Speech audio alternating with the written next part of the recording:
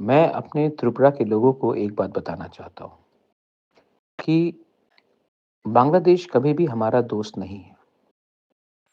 अगर आपने देखा होगा तो 80s, 90s एंड अर्ली 2000 में भी हमारे जो तिपरासा यूथ है उनको भड़काकर बांग्लादेश में कैंप का जगह, पैसा, बंदूक किसने दिया? बांग्लादेश ने दिया और वहाँ से टारगेट हुए पूरे त्रिपुरा के लोग। क्योंकि उनका सोच ही था कि त्रिपुरा में भाईचारा को तोड़े। आज फिर से बांग्लादेश शेख हसीना के जाने के बाद एंटी इंडिया सेंटिमेंट्स करा रहा है। अगले साल बांग्लादेश में इलेक्शंस होगा, अनाउंसमेंट हो चुका है।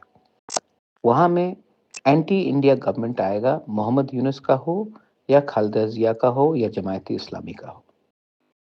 गवर्नमेंट हिंदुस्तान के खिलाफ जाएगा। फिर से वो हमारे खिलाफ जहर फैलाएंगे। I expect all of you all, not just mere Tiprasa brothers and sisters. I expect all of you to come together and fight against illegal migration. आज ये लोग नाम बदल के हिंदुस्तान घुस रहे हैं। हिंदुस्तान आने के बाद थोड़े दिन के बाद इनको आधार कार्ड मिल जाता है क्योंकि हमारे ऑफिशियल्स करप्ट है, सिस्टम टूटा है।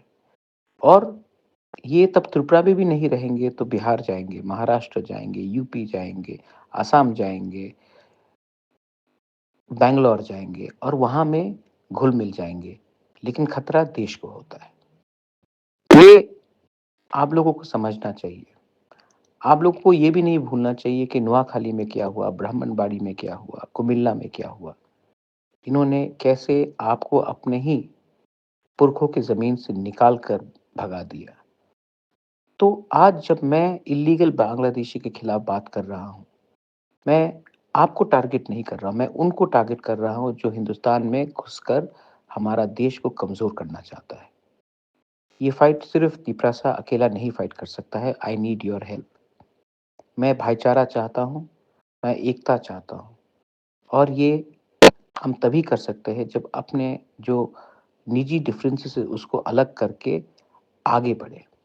आज मैंने जो हमारे इंसर्जेंट्स है जिसने गवर्नमेंट ऑफ इंडिया के सामने मेन स्ट्रीम में आने का कोशिश किया, मैंने उनको भी समझाया है कि अकेला मुझसे नहीं होगा। आपको भी इनको समझाना है कि गलती हो गई, गलती हम सबसे हुई है।